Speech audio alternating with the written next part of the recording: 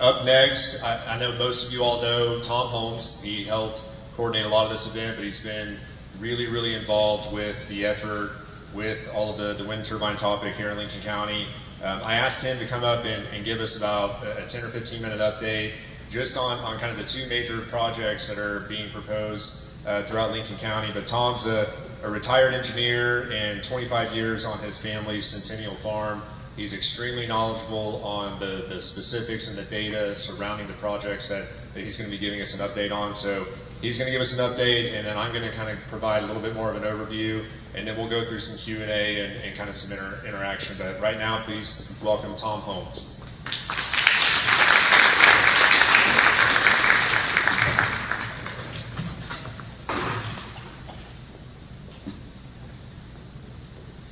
Thank you, Jim. Thanks everyone for being here. Hopefully I can make this work. And I got my timer going, so I'm not going to get hauled off to the jail like one of our friends did over in Claremore the other night. At least I hope. So Jim might put the big hook on me. Who knows? You know. That one right there. Who did those bands? Oh, that one. The big one. The one backwards. Let's go forward. Right here, Matt. Okay. I'm not going to take the microphone. Okay, so this is the northwest part of Lincoln County, and so you see Kearney and Tryon, and what's shown in yellow are the current leases that have been taken by Apex. So you got a big block of over 4,000 acres right up here. We're sitting about right here right now, somewhere right in here is where the Iowa facility is that we're in. So here's Kearney, this is 105. Over here is Agra and Highway 18. So you see over in here, it's very scattered, and we like scattered because that means they aren't going to do anything over there because they've got to have concentration. But over here, they've got a concentration, and that represents about around 8,000 acres, which they've been at it now for 2 years, and 8,000 acres is only 1/4 of what they wanted to achieve, and they thought they would have that in about 8 months. So our efforts have slowed them down by a year and a half, basically, because we've been communicating as a community, and we've been talking about, do we want this or not, and all that sort of thing. But first, I also want to say that over the last year, most of our friends and neighbors and everyone has kind of gone to sleep on this issue because they thought Trump was going to end it all, but he cannot. He can only control whether the wind turbines or any green energy projects are on federal land or in federal waters, and whether there's federal funding. So he's stopping those, but this is private land, private investment dollars, and that sort of thing. Now, the federal dollars have not totally stopped yet. July 4th is when those will stop. And so, one of the main things I wanted to point out here, we'll advance to the next one, I hope. Here we go. Y'all might have seen on Facebook that Jim gave a summary in December. And I know you can't read all this, but that's his email, or that's his Facebook. And all I did was capture about 6 of the main points, and that's really all I'm going to cover. But if you wanted all these details, and Jim did a great job of summarizing it here, but December 5th, on his Facebook post, he gives this summary. And he shows here, as of first part of December, there were 21 leases, 7,400 acres. There's been a couple of more leases taken since the first part of December. And so this is up to about 8,000 acres, which is what I said a while ago. But of those, and I think it was either 2 or 3 more. So there's 23 or 24 leases that have been taken. Of those, and when I say leases, that means people with their properties. All right. So of those 24, you know how many live in this county? 3. All the others live in Oklahoma City or another state or somewhere else, and they don't care what we have to deal with, you know. So our community has decided in 2 years' time, we don't want them, okay? But we got to keep fighting anyway because the folks that are out twisting arms and trying to sell it, they've got tactics that they know work, and over time, people let their guard down. So I'm getting off topic a little bit. Let's go here. So Apex told Jim in his December meeting that even if they lost the federal subsidies, it would not kill this project, that they had investors, and the project would be economic. So that's why we've got to keep going. So I already said we're more than a year behind schedule, only 25% leased. They're not going to give up. Most of that leased acreage is west of 177 and north of 105, like I showed you on the map. They have applied for their connection to the grid, and they only applied for half of the original capacity that they intended to build. So they're getting an idea that this isn't going to go to the full-size project that they thought. And that's a good thing. And Jim asked them about having a town hall meeting and hearing from the people. They said, no, we're not going to do any in-person town hall meeting. We might do online if we can control the questions and the whole situation. So that's the kind of folks that we're dealing with, of course. And so the action items: continue to inform your neighbors, don't sign a wind lease, and urge elected officials to support regulations of the industry. This industry has almost zero regulations. The only regulations that are of importance: you can't put the wind turbine within 1.5 miles of a school, hospital, or airport. That's it. Do you know that the guy who cuts your hair has more regulations on him than the wind industry does? Or the lady who fixes your hair or your nail polish? They have more regulations than the wind industry. How does that make sense? Don't get me excited. Okay. I think those are the main things about the project over here. How many people are here that are over to the east and east of 18 in the Anel project? Anybody here? Anybody care about that one? Nobody? Well, then all I'll say about that is they're in trouble. Most likely, they're going to be ready to construct before the July 4th deadline. You can't see it very well, but right here there's a dashed line running right up through here. This is Agra, Stroud's here. This is the county line with Creek County, and this is the county line with Payne County. This is where they're going to tie into the grid. Right here, it's 3 miles west of Stroud. It's a substation there. In January, they received a right-of-way to lay their main line right up through the heart of this, and they already have their agreement to connect. Here's the things to watch for. There's several pieces of state land. They're in orange. You can't see them very well, but they're crosshatched. That piece here, it's about 3,500 acres. I expect them to go to the state and ask for that so that they can kind of fill this in a little more. And they also, with our county commissioners, they need to have a road back up here, need a road use agreement with the county. So there's a couple of pieces that they still need to do, and that's our opportunity to slow them down. But if no one from that part of the county came, it's like, well, they're not fighting too hard. That's the way it seems. So I hate to hear that, but that's where it stands. Okay? Any questions on that? Well, we'll do questions later.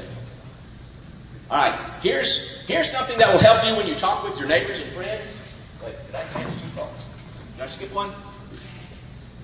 How do I back up? I may have to tell a joke while Heather gets up here. Did I push the right one? No. Oh. I'm sorry. All right. Going back to the light. Here we go.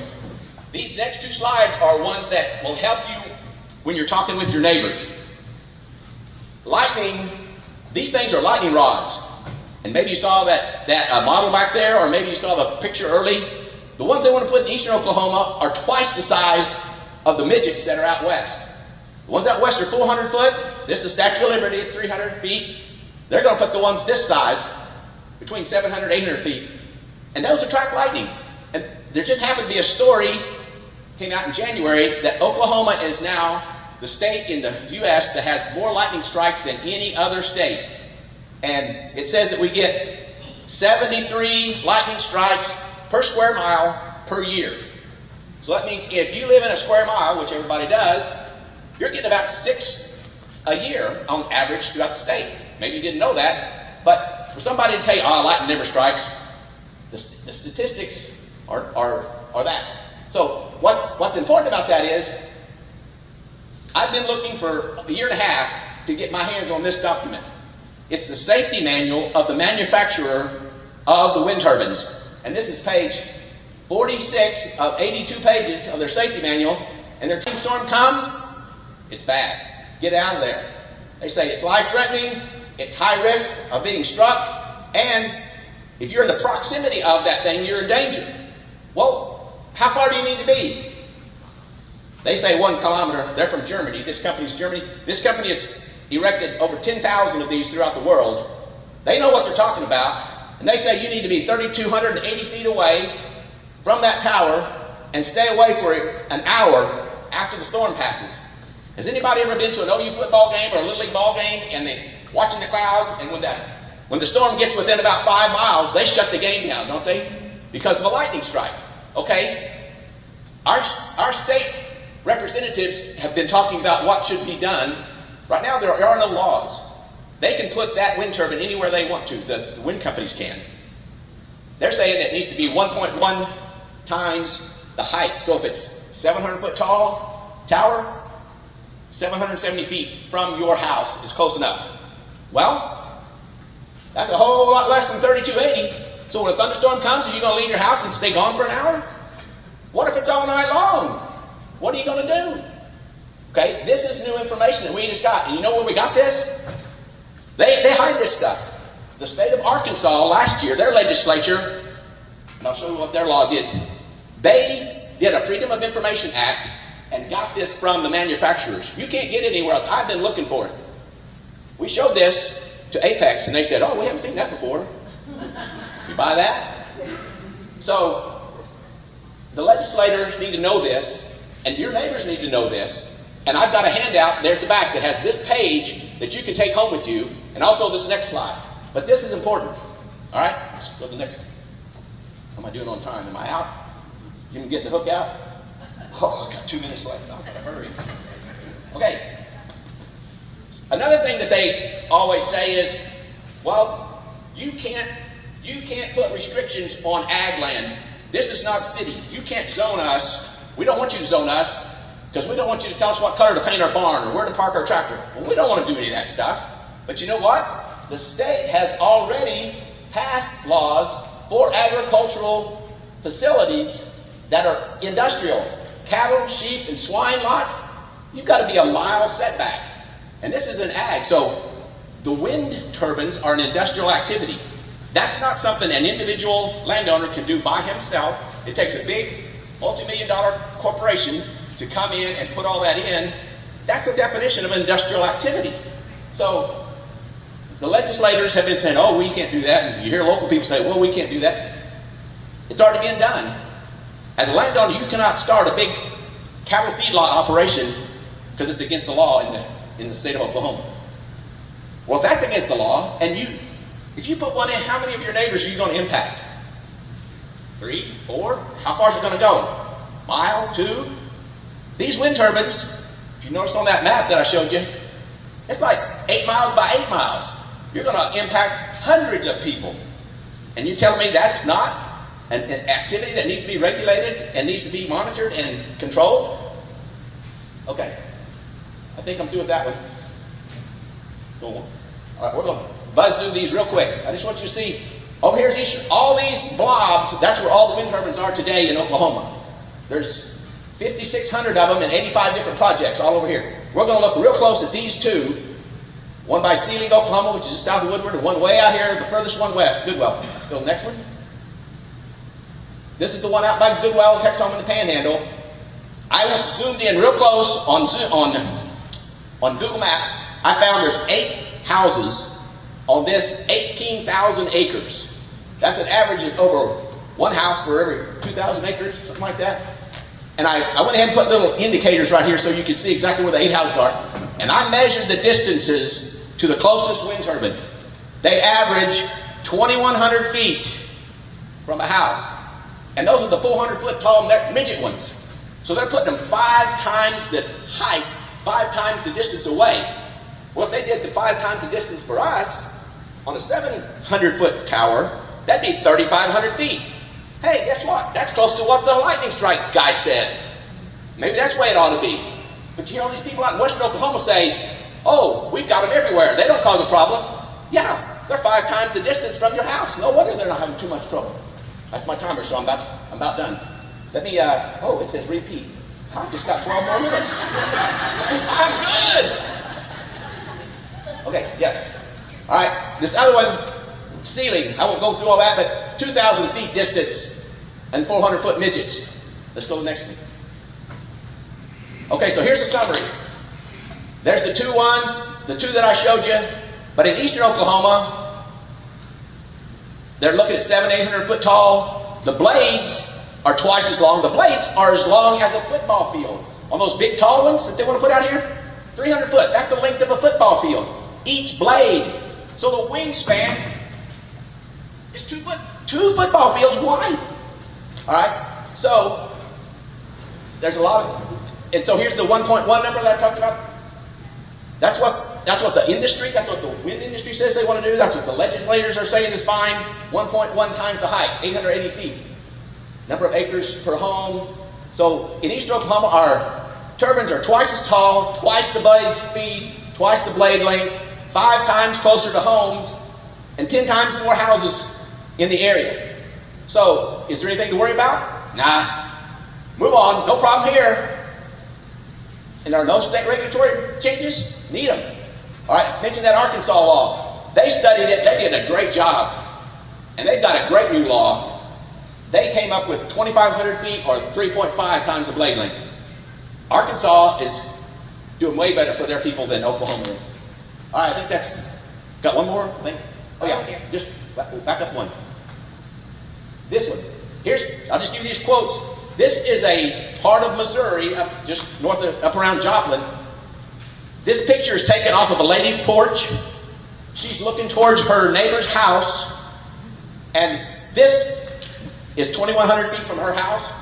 Now these are only 500 foot tall. But the topography and the type of situation they have here is much different than western Oklahoma.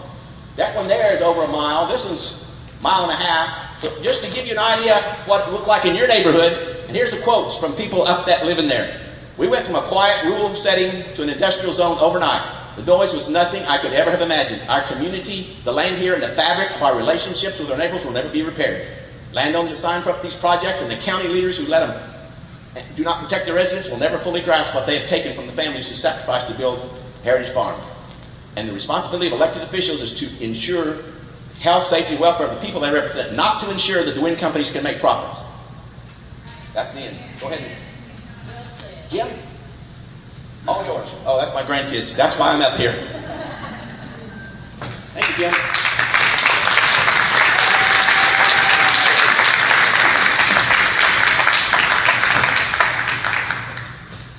Great job, Tom. Thank you so much.